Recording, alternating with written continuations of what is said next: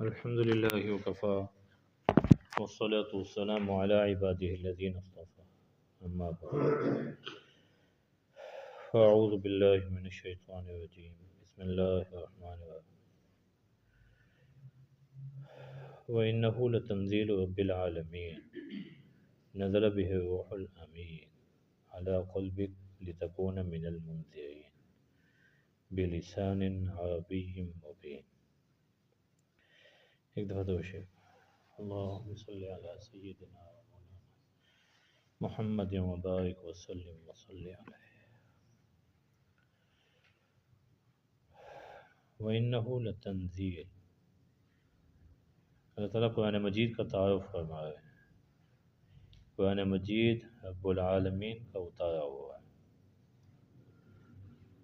نزل بہ روح الامین، اس کو لے کر روح الامین اترے ہیں، وہ فرشتے جو امانت دار ہیں. اور یہ اترا علی قلبک، آپ کے دل پر اترا ہے. لتکون من المنذرین، یہ اللہ نے اتارا اس لیے تاکہ آپ لوگوں کو ڈرائیں. انذار کا معنی پہلے بھی کئی دفعہ بتایا.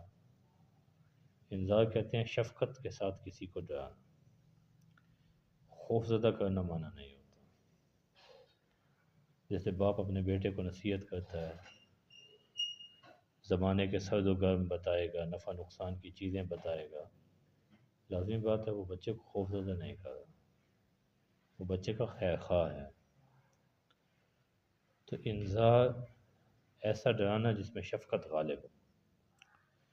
تو قرآن اس لیے اتارا ہے تاکہ آپ لوگوں کو ڈرائیں، ایسی شفقت کے ساتھ ڈرائیں کہ لوگ اللہ کی طرف واپس آ جائیں، نہ یہ کہ الٹا وہ اللہ سے دور ہو کے بھاگ جائیں. ایسا نہیں ڈرائیں. اسی لیے نبی کریم صلی اللہ علیہ وسلم جب مسنون دعاؤں میں دعا مانگا کرتے تھے، اللہم انی اسألک من خشیتک ما تحول به بینی و بین معاصیک. اے اللہ تجھ سے تیرا اتنا خوف مانگتا ہوں جو میرے اور گناہوں کے درمیان میں رکاوٹ بن جائے. بس اتنا خوف نہ ہو کہ بس بالکل بندہ جو ہے بالکل بے دم ہو جائے، بندے میں جان ہی نہ رہے. خوف کی زیادتی جو ہے وہ بھی عمل سے روک دیتی ہے. اچانک کہیں کسی کے سامنے کوئی درندہ آ جائے اور بالکل اس کو تصور بھی نہ ہو، ایسا خوف غالب آئے گا، دفاع کی قوت بھی ختم ہو جائے گی. یہ تو کوئی مقصد نہیں ہے. اتنا خوف ہو کہ بندے کے دل میں یہ کھٹک رہے کہ یار جس اللہ نے یہ نعمتیں دی ہیں اب اس کے ساتھ یہ بے وفائی ہے کہ میں اس کی نعمتوں کی ناشکری ادا کروں، اور اس کی وجہ سے گناہوں سے بچ جائے. بس حد سے زیادہ خوف کا غلبہ یہ کوئی مطلوب نہیں ہے، نہ اس کا کوئی فائدہ ہے. تو میں اللہ اتنا خوف سوال کرتا ہوں کہ میرے اور معاصی کے درمیان رکاوٹ بن جائے. یہ آپ کے دل پہ ہم نے اتارا ہے لتکون من المنذرین، تاکہ آپ لوگوں کو ایسے ڈرانے والے بنیں جس میں شفقت غالب ہو. بلسان عربی مبین، یہ قرآن مجید عربی واضح زبان میں اللہ نے اتارا ہے. وَإِنَّهُ لَفِي زُبُرِ الْأَوَّلِينَ، قرآن مجید پہلی کتابوں میں بھی تھا. ایک حدیث میں جس میں نبی کریم صلی اللہ علیہ وسلم نے فرمایا سورہ آل عمران، توسیم، یعنی جتنی بھی صورتیں توسین کے نام سے شروع ہوئی ہیں، اور حوامیم، یعنی جو صورتیں حامیم کے لفظ سے شروع ہو رہی ہیں، فرمایا یہ جو ہے اللہ تعالیٰ نے مجھے تورات میں سے دی ہیں. اور اسی طرح آیت الکرسی کے بارے میں فرمایا یہ اللہ تعالیٰ نے مجھے خاص اپنے عرش کے خزانے سے دی ہے. انہ لفی زبر الاولین، یعنی یہ مضامین جو ان صورتوں میں بیان ہوئے ہیں اسی سے ملتے جلتے مضامین تورات میں بھی تھے. دوسری جگہ سورۃ الاعلیٰ میں فرمایا ان ھذا لفی الصحف الاولی صحف ابراہیم و موسیٰ. سورۃ الاعلیٰ کا جو مضمون ہے یہ پہلے صحیفوں میں تھا، ابراہیم اور موسیٰ علیہ السلام کے صحیفوں میں، تو اگرچہ ان لوگوں نے اس میں بہت ساری تحریفات کر دی ہیں، بہت ساری تبدیلیاں کر دی ہیں، لیکن یہ قرآن مجید کا معجزہ ہے کہ جو مضامین قرآن مجید کی تائید کرتے تھے ان کو بالکل نہیں بگاڑ سکے۔ تھوڑا بہت جزوی کہیں ڈنڈی مار لی ہوگی تو اور بات ہے، باقی چیزوں میں تحریف کی، احکامات میں کی، لیکن نبی کریم صلی اللہ علیہ وسلم کا تعارف ہے، صحابہ کا تعارف ہے، اسی طرح قرآن مجید کی آیات کا خاص مضمون ہے، اس میں تبدیلی نہیں کر سکے۔ حالانکہ اگر وہ لوگ اس بات پر قادر ہوتے تو وہ قرآن مجید کے جو ملتے جلتے مضامین ہیں سارے وہاں سے ختم کر دیتے، لیکن اللہ نے نہیں چاہا کہ یہ اس کو مٹا سکے۔ اللہ کہہ رہے ہیں جب یہ پہلے صحیفوں میں اس سے ملتی جلتی باتیں ہیں، اب اولم یکن لہم آیۃ ان یعلمہ علماء بنی اسرائیل، کیا ان کے لیے یہ نشانی کافی نہیں ہے کہ بنی اسرائیل کے علماء بھی اس بات کو جانتے ہیں؟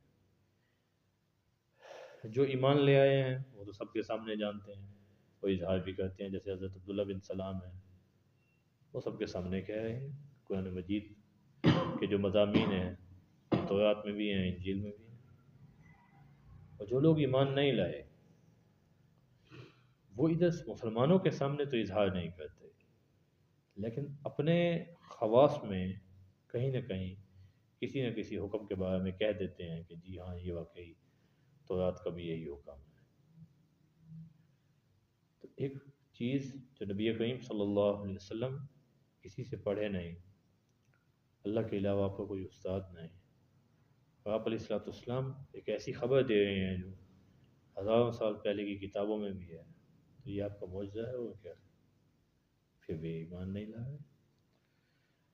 وَلَوْ نَزَّلْنَاهُ عَلَى بَعْضِ الْأَعْجَمِينَ، اللہ کہتے ہیں اگر ہم نے کسی اجمی پہ یہ اتار دیا ہوتا قرآن مجید، اس کو ابھی زبان بالکل نہ آتی ہوتی، اللہ اس کی زبان پہ یہی کلمات جاری کر دیتے، فَقَرَأَهُ عَلَيْهِمْ مَا كَانُوا بِهِ مُؤْمِنِينَ، تب بھی یہ ایمان نہ لاتے۔ مسئلہ یہ نہیں ہے کہ نبی کریم صلی اللہ علیہ وسلم پہ ان کو شک ہے کہ آپ نے خود سے بنا لیے ہوں گے، کسی سے سیکھ کے یہ باتیں کر لی ہوں گی، یہ شک نہیں۔ کوئی ایسا آدمی لے کے آتا اللہ کا پیغام جو اس زبان کو بالکل نہ جانتا ہوتا، وہ بھی آ کے ان کے سامنے کوئی اللہ کا کلام پیش کرتا، تب بھی یہ ایمان نہ لاتے۔ مقصد خرابی اندر ہے، باہر نہیں۔ نہ قرآن مجید کے مضامین میں کوئی خرابی ہے، نہ قرآن مجید کے الفاظ میں کوئی خرابی ہے۔ قرآن مجید کے جس سے الفاظ کامل و مکمل ہیں، ایسے ہی قرآن مجید کے مضامین بھی کامل و اکمل ہیں، لیکن خرابی ان کے اپنے اندر ہے کہ یہ کسی صورت میں بھی ایمان نہیں لائیں گے۔ اب اس پہ بعض علماء نے ایک بڑی تفصیلی بات لکھی۔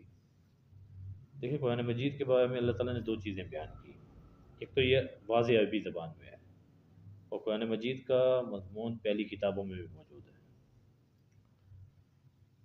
قرآن مجید کی جو تعریف کی جاتی ہے، قرآن مجید الفاظ و معانی دونوں کے مجموعے کا نام ہے، اسی لیے صرف قرآن مجید کا ترجمہ چھاپنا علماء نے کبھی اس کی حوصلہ افزائی نہیں کی، ہمیشہ اس کی مخالفت کی ہے، اس کو ناجائز قرار دی ہے۔ قرآن مجید کے الفاظ اور معنی کو جدا جدا کرنا یہ ایک قسم کا فتنہ ہے، ایک قسم کی تحریف ہے۔ بہت ساری ایسی تحریکیں چلیں، قرآن مجید کے رسم الخط کو تبدیل کیا جائے، تقسیم سے پہلے ناگری زبان میں بڑا مقبول رسم الخط تھا، ناگری رسم الخط میں اس کو شائع کیا جائے، یا جیسے رسائل میں ہوتا ہے ایک طرف متن ہو ایک طرف ترجمہ ہو، اس انداز میں چھاپا جائے۔ ایسی بہت ساری ترتیبیں، بہت ساری تحریکیں چلیں، لیکن ہمیشہ علماء نے اس کی مخالفت کی۔ قرآن مجید کی حفاظت جس طرح الفاظ کی ہے، جس طرح معنی کی ہے، اللہ تعالیٰ نے ویسے ہی اس کے رسم الخط کی بھی حفاظت کی ہے۔